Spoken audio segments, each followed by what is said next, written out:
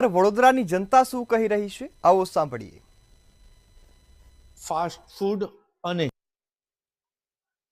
Internet data સ્પીડના કારણે મનુષ્યના શરીર પર અસર થઈ રહી છે અને WHO નો રિપોર્ટ ગૌરવવંતી ગુજરાત સમૃદ્ધ કહેવામાં આવે છે, પરંતુ મહિલાઓમાં કુપોષણની સંખ્યા વધી રહી છે. ત્યારે મંતવ્ય ન્યૂઝ માનવ સેવા અર્થે વડોદરા મહારાજા સયાજીરાવ યુનિવર્સિટીના ફૂડ એન્ડ ન્યુટ્રિશન ડિપાર્ટમેન્ટના પ્રોફેસર અને વિદ્યાર્થીની આ એવા લોકો છે કે જે સમાજમાં શું ખોરાક ખાવો જોઈએ અને ખોરાકની શું આડઅસર, એટલે દેશનું ભવિષ્યના ઘડતર માટે આ લોકોની એક મહત્વ ભૂમિકા છે.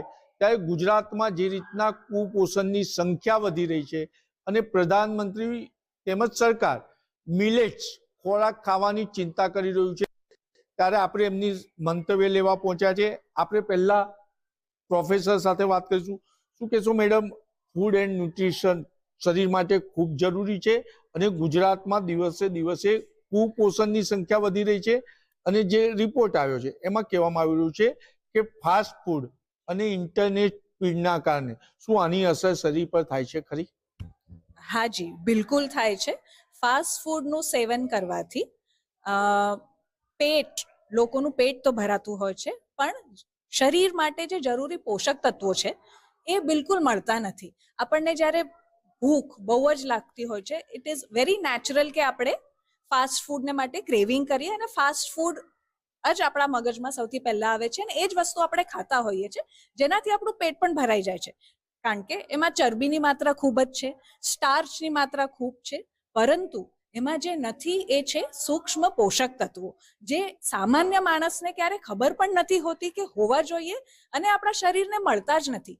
ફાસ્ટ ફૂડમાંથી પેટ ભરાય, પણ સૂક્ષ્મ પોષક તત્વો જેમ કે વિટામિન્સ છે, મિનરલ્સ છે, આ બધી વસ્તુઓ જે શરીર માટે ખાસ જરૂરી છે, એનર્જી માટે જરૂરી છે, બાળકોમાં ગ્રોથ માટે જરૂરી છે, આપણા શરીરમાં ઇમ્યુનિટી માટે એટલે કે જે ડિઝીઝ ફાઇટિંગ એબિલિટી છે એને માટે જરૂરી છે, આ બધા પોષક તત્વો તો ફાસ્ટ ફૂડથી મળી જ નથી રહ્યા. એટલે ભલે આપણને એવું લાગે કે આપણું પેટ ભરાઈ ગયું, આપણે ફટાફટ આપણને કંઈક વસ્તુ મળી ગઈ, પણ આગળ જઈને એ વસ્તુ આપણને ક્યારેય કામ લાગતી નથી. એ આપણને આપણી કામ કરવાની ક્ષમતાને અફેક્ટ કરે છે, સાથે સાથે બાળકોમાં ભણવાની જે એબિલિટી હોય છે એનામાં પણ એના કારણે ખૂબ જ એક ડાઉનફોલ જોવામાં મળ્યો છે. એટલે જ આપણે કહીએ છીએ કે આ જે ફાસ્ટ ફૂડ વાળું વલણ છે એ બિલકુલ એડવાઇઝેબલ નથી. સાથે સાથે આજકાલ લાઈફ એટલી ઇઝી થઈ ગઈ છે, તમે ઇન્ટરનેટ પર મને ફાસ્ટ ફૂડ જોઈતું હોય કે કોઈ બી ખોરાક જોઈતો હોય, મારે ખાલી મારો ફોન હાથમાં લેવાનો, એના પર 1-2 ક્લિક કરવાના અને તરત જ મને ખાવાનું આવી જાય છે. એના કારણે પણ આજકાલ છોકરાઓમાં અને અડલ્ટ્સમાં પણ બધામાં જ એક જે મેદસ્મિતા જેને કહીએ છીએ, ઓબેસિટી, એની હવે જે પ્રેવલન્સ છે એ દિવસે ને દિવસે વધી રહી છે. અન્ય અધ્યાપિકાની સાથે વાત કરીશું. શું કહેશું મેડમ, જે રીતના ફાસ્ટ ફૂડનો ક્રેઝ વધ્યો છે અને હવે જે આપણી પૌરાણિક ખોરાક હતો, જે આપણી સંસ્કૃતિ સંસ્કાર હતા, અને આપણામાં તો કહેવત પણ છે કે ખાઈએ તેવો ઓડકાર આવે, તો આજે ફાસ્ટ ફૂડ અને ડેટા સ્પીડના લીધે જે શરીર પર અસર પડી રહી છે, લોકોને શું કહેશો? शरीर पे जैसे आपने कहा बहुत ही ट्रू है, बहुत ही करेक्ट बात है कि बहुत असर पड़ रहा है. जैसे हम लोग कहते हैं स्थूलता या ओबेसिटी जिसको हम बोलते हैं, उसको हम कहते हैं मदर ऑफ ऑल डिजीजेस. सो ये जैसे उन्होंने मैडम ने बताया कि फास्ट फूड के कंजम्पशन से, फास्ट फूड में बहुत ज्यादा फैट है, शुगर होता है, सॉल्ट होता है, इन सब की वजह से ओबेसिटी के रेट्स बढ़ रहे हैं. और इसकी वजह से बहुत सारे रोग जैसे कि कैंसर है, डायबिटीज है, हार्ट डिजीज वगैरह है, वो सब बढ़ रहा है अपने देश में ही और पूरे विश्व में ही ऐसा सब हो रहा है, जिसकी वजह से बहुत जरूरी है. एक बहुत इंपॉर्टेंट कारण है कि हमारा जो ट्रेडिशनल डाइट, जैसे आपने कहा, जो हम पूर्वजों से हम लोग जो जिस टाइप का डाइट हम लोग कंज्यूम कर रहे थे, वो हम लोग कहीं ना कहीं खो रहे हैं.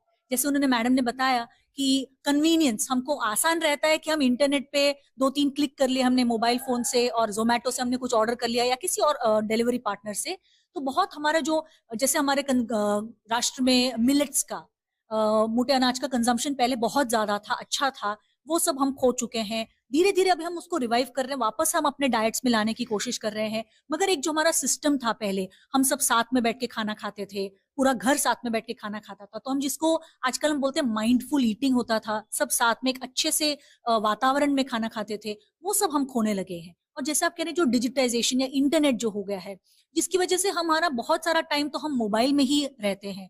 तो हमारे लाइफस्टाइल, जिसको हम कहते हैं सीडेंट्री लाइफस्टाइल, हम बैठे बैठे हम लैपटॉप पे काम कर रहे हैं, हम टीवी देख रहे हैं, कंप्यूटर देख रहे हैं, मोबाइल पे गेम्स खेल रहे हैं। इसकी वजह से हमारे फिजिकल एक्टिविटी, जिसको हम कहते हैं, वो बहुत कम हो गया है। આપણે વિદ્યાર્થીની સાથે વાત કરી, મહિલામાં કુપોષણની સંખ્યા વધી છે. આ કુપોષણ વધવા પાછળનું કારણ શું? સૌથી પહેલા તો જેવું મેડમે કીધું કે એક તો સેડેન્ટરી લાઈફસ્ટાઈલ થઈ ગઈ છે. ઇવન મહિલાઓ માટે બી હવે કોર્પોરેટમાં જોબ કરે છે.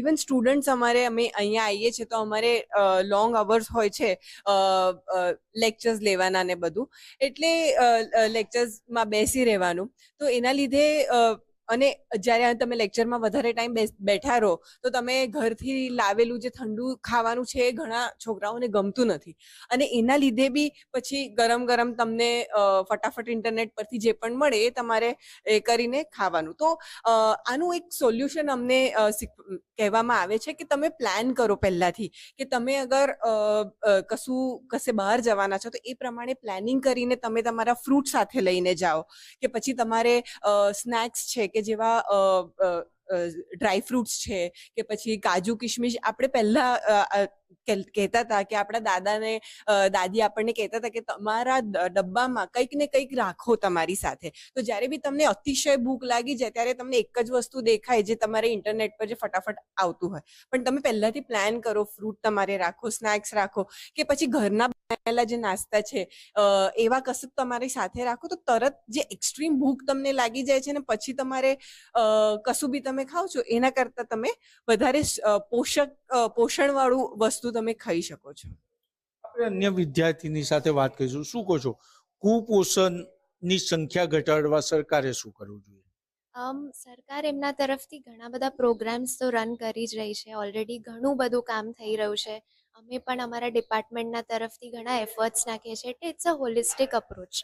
એટલે આપણે ઈટ રાઇટ ઇન્ડિયા મૂવમેન્ટ, જેમ કે ફોર એક્ઝામ્પલ એક ચાલી રહ્યો છે, એમાં સૌથી વધારે એફર્ટ્સ નાખી રહ્યા છે કે આપણે high fat, salt, sugar foods ને કઈ રીતે પબ્લિકમાં કંટ્રોલ કરી શકીએ. એના માટે લોકો સુધી પહોંચવા માટે ઘણું બધું મટીરિયલ કાઢ્યું છે, ઘણા બધા પ્રોગ્રામ્સ છે, ઈટ રાઇટ કોલેજીસ, ઈટ રાઇટ સ્કૂલ્સ, એવી રીતે એ લોકોએ અલગ અલગ મટીરિયલ કાઢ્યું છે, ઘણું બધું કાઢ્યું છે જેનાથી બાળકો આકર્ષિત થઈ શકે. વર્કપ્લેસ વેલનેસ, વર્કપ્લેસમાં કઈ રીતે આપણે ન્યુટ્રિશનને પ્રમોટ કરી શકીએ, કઈ રીતે ઇઝી બનાવી શકીએ.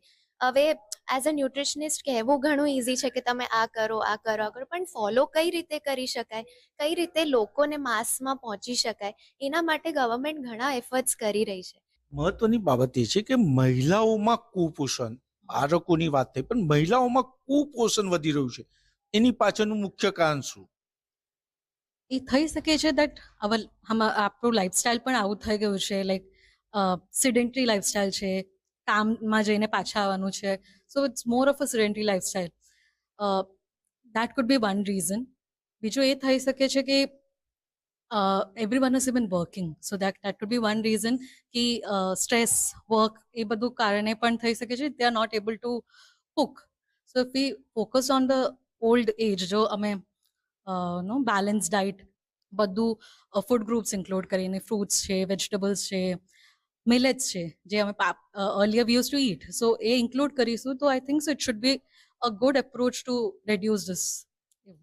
એટલે એવું કહી શકાય કે સરકાર તો ચિંતા કરી રહી છે, પણ જે રીતના સમાજમાં વ્યવસ્થા બદલાઈ રહી છે અને સમાજમાં જે રીતના પશ્ચિમી સંસ્કૃતિનું આપણે સ્વીકાર કર્યો છે, પહેલા પરિવાર એક સાથે બેસી અને સુખ દુઃખની વાત કરતા હતા, જ્યારે આજે લોકો જમવા બેસે છે ત્યારે પણ હોરર પિક્ચર જુએ છે, અને જે ગામડામાં લોકો છે એ લોકો પણ ક્યાંક ને ક્યાંક જે રીતના પ્રાકૃતિક ખેતી આપણે ખોઈ રહ્યા છે, યુરિયાથી પકવેલું ખાઈ રહ્યા છે, એના લીધે પણ કુપોષણની સંખ્યા વધી રહી છે.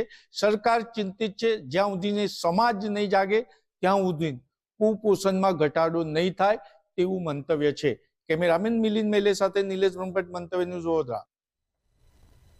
તો હાલ મારો અવાજમાં બસ આટલું જ. વધુ સમાચારોની અપડેટ માટે